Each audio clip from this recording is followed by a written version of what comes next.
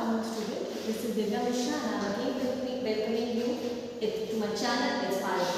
चलो बच्चों, आज का टॉपिक हम लोग स्टार्ट करते हैं और आज का हमारा टॉपिक है oogenesis, जैसे कि यहाँ पे दिखाई दे रहा है। ठीक, सबसे पहले मैं आपको थोड़ा बता दूँ oogenesis होता क्या है, कहाँ होता है। तो देखो, हम लोग ऑलरेडी स्टार्ट कर चुके हैं ह्यूमन रिप्रोडक्शन चैप्टर, राइट, और उसमें हमने ऑलरेडी पढ़ा है कि गैमेटोजेनेसिस क्या होता है बेटा।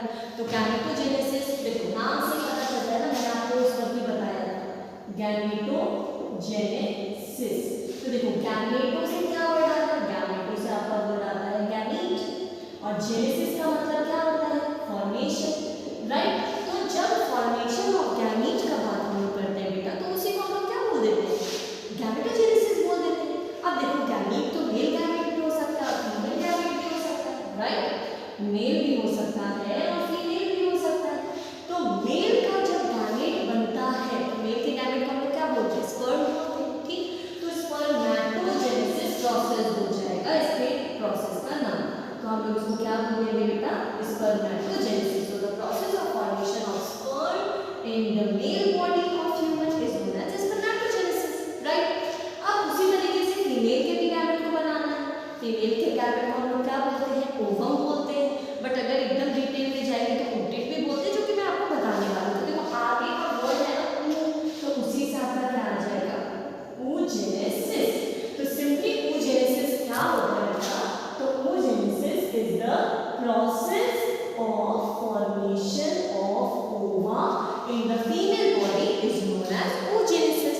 ठीक, अब oogenesis के साथ ही भी हम लोग एक और टॉपिक भी पढ़ेंगे बेटा, जिसको हम लोग क्या बोलते हैं, folliculogenesis। अब ये क्या होता है ना, तो उसमें आएंगे बेटा, पर फिलहाल तुम नाम से ही समझ जाओगे, फॉलिक्यूलो लिखा हुआ है, तो फॉलिकल्स का बात किया जा रहा है, मतलब जिस प्रोसेस से आपके फॉलिकल्स बनेंगे उसी को हम लोग फॉलिक्यूलोजेनेसिस बोल देंगे, राइट।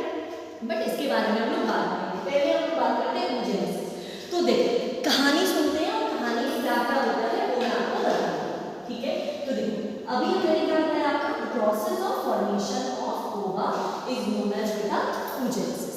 अब देखो oogenesis स्टार्ट कहाँ से होता है, तो जो ओवम बनता कैसे रहेगा, तो ओवम जो आपका बनना चालू होता है ना, वो तब चालू हो जाता है जब एक फीमेल, एक लड़की जो है वो अपने मम्मी के पेट में होती है, यानी कि एम्ब्रायोनिक स्टेज में होती है।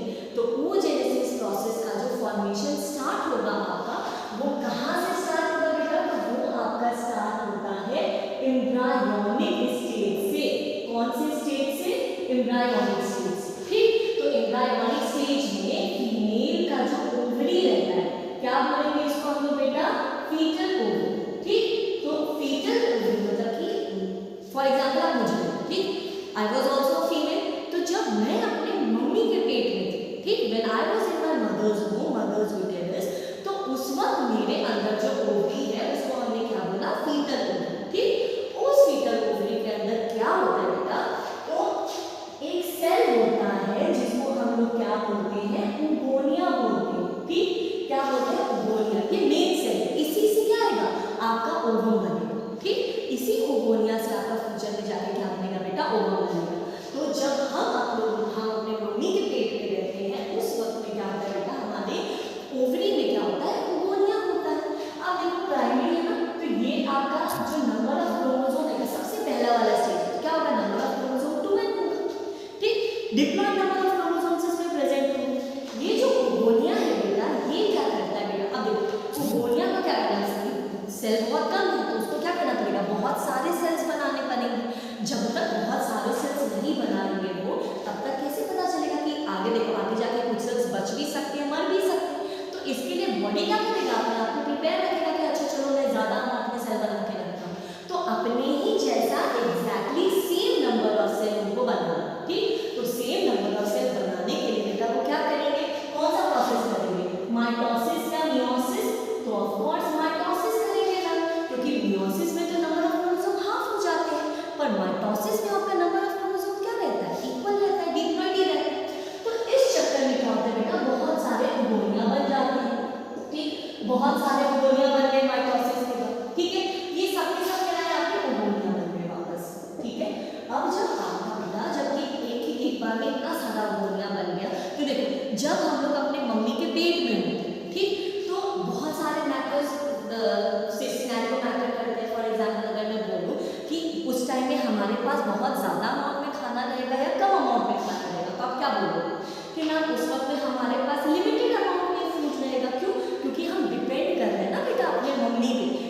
मम्मी हमें फूड देगी तो हम लोग खाएंगे, तो हम ग्रो करेंगे। ठीक, तो एक लिमिटेड फूड की वजह से बेटा, लिमिटेड फूड की वजह से आपका क्या होता है, जो कुछ सेल मर जाते हैं, कुछ सेल क्या होते हैं, फ्यू सेल्स जो होते हैं बेटा, फ्यू ओगोनिया जो होते हैं वो क्या करते हैं, डीजेनरेट हो जाते हैं, ठीक, टूट जाते हैं, ब्रेक हो जाते हैं, क्योंकि उनको फूड नहीं मिल पाया। अगर मानो कि आपको फूड नहीं मिलेगा, आप ग्रो कर पाओगे क्या, 2-3 दिन के बाद हालत खराब हो जाएगी अपनी। तो वही हालत तो यहाँ पे भी हो रही है, उनको फूड ही नहीं मिला, वो ग्रो नहीं कर पाए, ग्रो नहीं कर पाए, टूट गए, डीजेनरेट हो। ठीक, पर जो फूड ले लेता है और ग्रो कर जाता है बेटा, तो उसको हम लोग क्या बोलते हैं, उसको हम लोग बोलते हैं प्राइमरी oocyte। क्या बोलते हैं उसको, प्राइमरी oocyte। आप उसको 1 डिग्री पे भी लिख सकते हो या फिर इसको प्रॉपर प्राइमरी oocyte करके भी आप ले सकते हो। ठीक है, तो आपका क्या मैंने बोला, लिमिटेड फूड था, लिमिटेड फूड की वजह से क्या हुआ, कुछ डीजेनरेट हो गए, पर जो ग्रो कर रहे हैं उसको हम लोग क्या बोलते हैं बेटा, प्राइमरी oocyte बोलते हैं। ठीक, इस प्राइमरी oocyte में क्या होता है बेटा, मियोसिस 1 स्टार्ट हो जाता है। क्या स्टार्ट हो जाएगा, मियोसिस 1। अब क्या हो रहा है, देखो ग्रो कर गया, अब जो हमारे पास वेस्ट बचा हम उसको क्या कर रहे हैं, आगे के प्रोसेस में भेज रहे हैं। व्हाट इज दैट आगे का प्रोसेस बेटा, उसमें नंबर ऑफ क्रोमोसोम हमें हाफ करना पड़ेगा ना, क्योंकि अगर हाफ नंबर ऑफ क्रोमोसोम हम लोग उसका नहीं करेंगे तो इससे फ्यूचर में क्या होगा, डबल नंबर ऑफ क्रोमोसोम हो जाएंगे जब मेल के साथ मिलेगा। तो क्रोमोसोम नंबर गैमेट में हमेशा हाफ नंबर ऑफ क्रोमोसोम होता है, और ये हम ऑलरेडी पढ़ चुके हैं that the number of chromosomes become half due to the cell division process known as meiosis. और बेटा हम तो ऑलरेडी जानते हैं कि मियोसिस में 2 प्रोसेस होता है, कौन कौन सा, एक मियोसिस 1 और एक मियोसिस 2। इसके बीच में इंटरकाइनेसिस प्रोसेस होता है, वो सेल डिवीजन में पढ़ेंगे। अभी बस इतना समझो कि मियोसिस 1 और मियोसिस तो 2 स्टेज से पास करने लगते हैं, तब जाके आपके क्रोमोसोम नंबर हाफ होते हैं। ठीक, और ठीक है, और एक जो सेल है वो कितना सेल बनाता है, 4 सेल बनाता है, पर इसमें 2 नंबर ऑफ क्रोमोसोम है, इसमें क्या होता है, half number of chromosome present है। उससे याद रखना पड़ेगा। तो देखो मियोसिस 1 स्टार्ट होता है बेटा, तो पर क्या होता है ना कि जैसे ही मियोसिस 1 स्टार्ट होता है आपका, ये जो सेल है ना, प्राइमरी oocyte है ना, वो अरेस्ट हो जाता है। मतलब इसको आके क्या करेगा, कोई अरेस्ट करेगा, रोक देगा कि तुम आगे मत बढ़ो। क्यों होता है बेटा, कि देखो जब बर्थ होने लगता है ना चाइल्ड का, क्या होने लगता है, जब बर्थ होने लगता है ना चाइल्ड का, तो आपका क्या होगा, मियोसिस 1 के कौन से स्टेज में, डिप्लोटीन स्टेज में। ठीक है, कौन से स्टेज में, डिप्लोटीन स्टेज में आपका जो प्राइमरी oocyte है वो क्या हो जाएगा, अरेस्ट हो जाएगा। प्राइमरी oocyte क्या हो जाता है बेटा, अरेस्ट हो जाता है आपका डिप्लोटीन स्टेज के मियोसिस। हालांकि मियोसिस 1 स्टार्ट हो गया था, डिप्लोटीन स्टेज तक वो पहुंच गए थे। हम जानते हैं कि मियोसिस 1 का जो आपका प्रोफेज 1 है, जो पहला स्टेज है, उसमें 5 सब फेजेस होते हैं। उसका जो चौथा फेज है डिप्लोटीन स्टेज, उसमें आगे आपका वो जो आपका प्राइमरी oocyte था वो क्या हो गया, अरेस्ट हो गया। ठीक, रुक गया वो प्रोसेस, अब वो प्रोसेस नहीं है। तो बर्थ के जब बर्थ होगी तो हमारे बॉडी में क्या होता है, प्राइमरी oocyte के साथ एक लड़की पैदा होती है, मैं भी प्राइमरी oocyte के साथ पैदा हुई होंगी, आप भी पैदा हुए होंगे, जो भी गर्ल्स। ठीक, तो पैदा हुई। ठीक, अब बर्थ के बाद क्या होता है बेटा,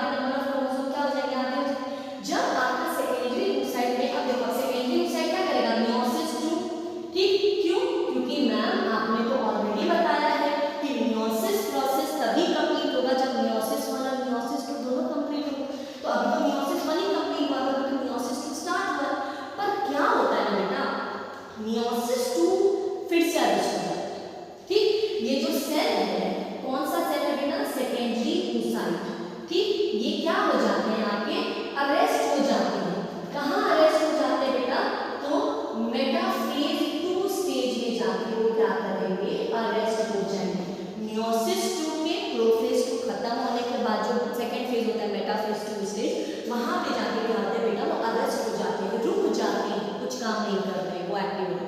ठीक, क्यों मैम, ऐसा क्यों कर रहे हैं? इंतजार कर रहे हैं बेटा, किसका इंतजार कर रहे हैं? स्पर्म का इंतजार कर रहे हैं बेटा। ओवम और किसका इंतजार करेगा? स्पर्म का इंतजार करेगा ना। तो वो बोलता है, वो वहां पे जाके अरेस्ट हो जाता है। ठीक, जैसे अरेस्ट होगा बेटा तो ओव्यूलेशन मान लो उसी वक्त में हो गया। एलएच का हम बहुत ज्यादा मान कर रहे हैं, ये सब हम लोग मेंस्ट्रुअल साइकिल में डिस्कस करेंगे क्या होता है नहीं होता है, कैसे ओव्यूलेशन होता है। ओव्यूलेशन हो गया, ओव्यूलेशन होने की वजह से जो आपका सेकेंडरी oocyte है बेटा वो बाहर निकल गया। बाहर कहाँ चला गया मैम? तो बेटा ये आपका चला गया एम्पिलरी रीजन में, जो आपका फेलोपियन ट्यूब है उसके एम्पिलरी रीजन में जाके ही वेट करने लगा सेकेंडरी oocyte कि क्या होगा ये बनेगा। अच्छा, मैंने आपको एक बात नहीं बताया, मियोसिस 1 में तो बेटा 2 सेल बनेंगे ना, तो एक आपका क्या बनता है, दो सेल बनते हैं। ठीक है, कौन कौन से? एक तो मैंने ऑलरेडी आपको बताया सेकेंडरी oocyte, पर इसकी वजह से क्या होता है बेटा, अनइक्वल डिवीजन होता है। क्या होता है? Unequal division. एक छोटा सेल बनता है और एक बड़ा सेल बनता है। ठीक, ये जो बड़ा सेल है इसको हम लोग क्या बोलते हैं बेटा, सेकेंडरी oocyte बोलते हैं। ठीक, और ये जो छोटा सा सेल है इसको हम लोग क्या बोलते हैं, पोलर बॉडी बोलते हैं। ठीक, एक छोटा सेल बना है, बड़ा सेल बना। छोटा सेल सेकेंडरी oocyte है जो कि मियोसिस 2 में जाके अरेस्ट हो चुका है, और जो हमारा छोटा सेल है उसको हम लोग क्या बोलते हैं, पोलर बॉडी। मैम ये पोलर बॉडी का क्या काम है, ये क्यों बन रहा है? देखो बेटा, ऐसे एनसीईआरटी ने नहीं बताया इसका फंक्शन, पर बेसिकली क्या होता है, ये एक्स्ट्रा जेनेटिकल इंफॉर्मेशन। ठीक, अगर मान लो कि एक ही सेल से दोनों बन रहे हैं ना, तो जो ओवम का जेनेटिकल या क्रोमोसोमल कंसीक्वेंट होगा वही आपका पोलर बॉडी में भी आएगा।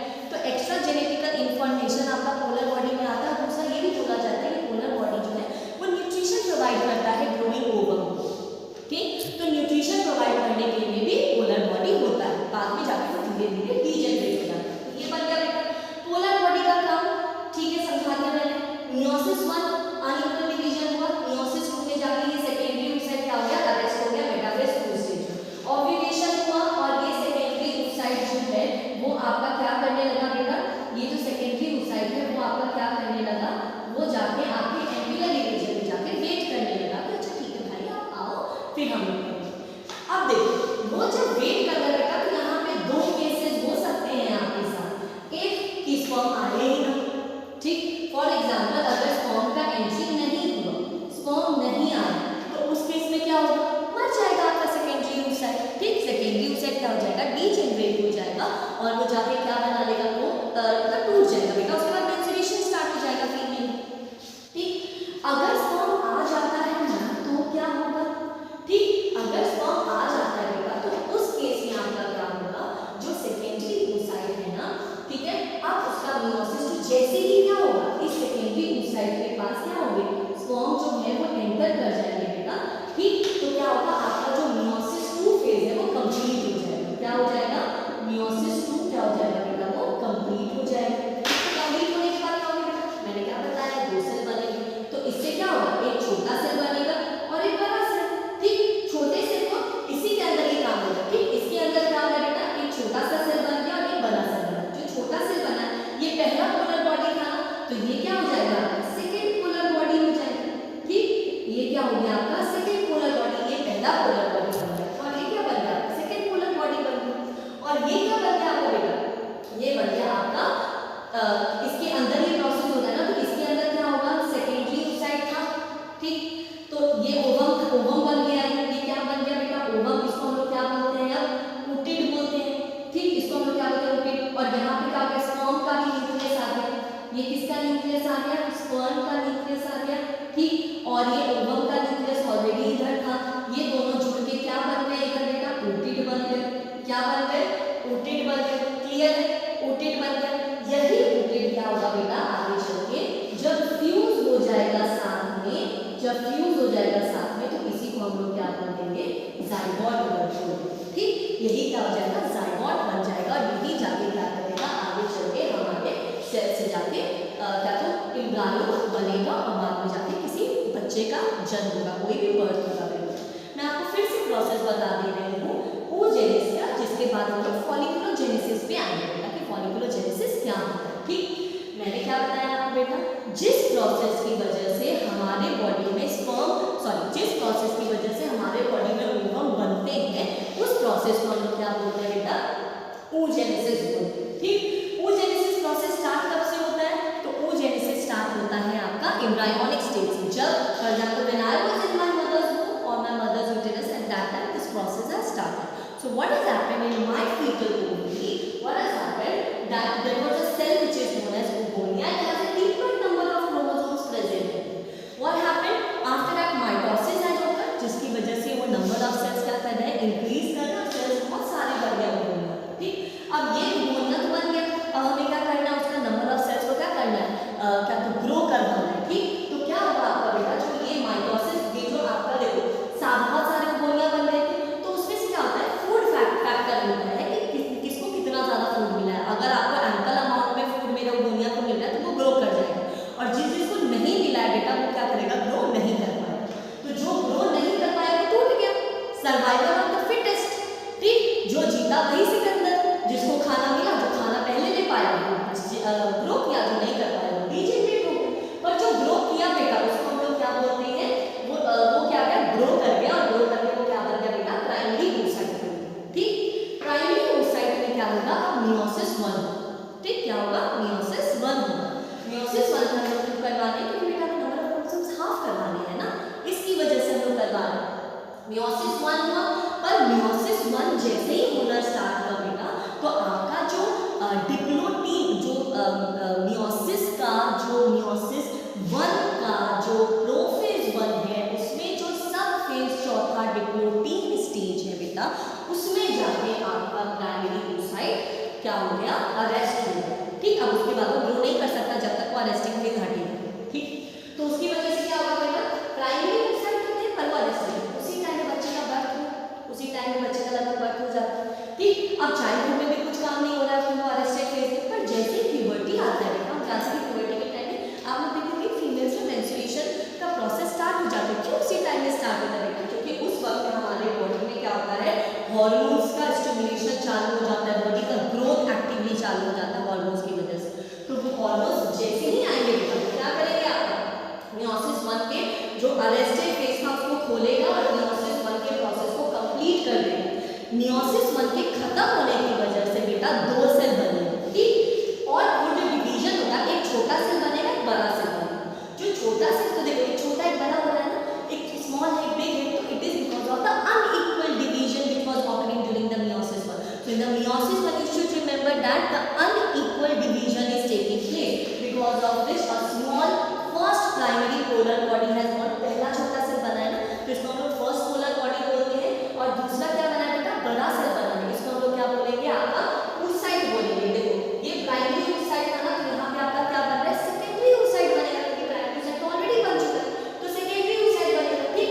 सेकेंडरी oocyte जब बन जाएगा आपका बेटा, ठीक, तो अब मैंने ऑलरेडी बता दिया पोलर बॉडी का क्या फंक्शन होता है। पोलर बॉडी का फंक्शन ये होता है बेटा कि ये तो एक एक्स्ट्रा जेनेटिकल इंफॉर्मेशन रखता है आपका ओवम के अगेंस्ट में, और दूसरा चीज ये क्या करता है बेटा कि ये आपका क्या तो फूड न्यूट्रिशन प्रोवाइड करता है ग्रोइंग ओवम को, फूड प्रोवाइड करने के लिए है। लेकिन उसके बाद ये भी डीजेनरेट हो जाता है। जब आगे का प्रोसेस करेंगे तब हम लोग बात करेंगे इसके बारे में, अभी डिस्कस करने का कोई मतलब नहीं बनता, ठीक। तो ये बन गया। अब ये जो सेकेंडरी oocyte है बेटा, ये क्या करेगा, ये मियोसिस 2 स्टार्ट करेगा, क्योंकि हैप्लॉइड नंबर ऑफ क्रोमोसोम बनाने हैं ना, तो अभी तो पूरा कंप्लीटली हमारे पास नहीं बना नंबर ऑफ क्रोमोसोम्स आके, तो मियोसिस 2 स्टार्ट होगा। मियोसिस 2 जैसे स्टार्ट होगा बेटा, क्या आपका क्या होगा, मेटाफेज फिर से ही अरेस्ट हो जाएगा। तो मियोसिस 2 के मेटाफेज 2 सेकंड स्टेज में, मियोसिस 2 के मेटाफेज 2 स्टेज में ये वापस क्या होगा, अरेस्ट हो जाएगा, ठीक। ये जैसे ही अरेस्ट हो जाएगा बेटा, उसकी वजह से आपका क्या होगा, ये सेकेंडरी oocyte रुक गया, ठीक, वो प्रोसेस आधा में रुका हुआ। ओव्यूलेशन हो गया उसी वक्त में, तो मतलब ओव्यूलेशन के वक्त में कौन निकल रहा है, सेकेंडरी oocyte बाहर निकल रहा है। अब सेकेंडरी oocyte पे क्या होता है बेटा, डिपेंड करता है, सेकेंडरी oocyte मियोसिस 2 तब कंप्लीट करेगा जब स्पर्म आएगा, स्पर्म नहीं आएगा वो कंप्लीट नहीं करेगा, वैसे ही टूट के निकल जाएगा। तो मतलब कि जब तक स्पर्म नहीं आएगा, जब तक क्रिया नहीं आएंगे,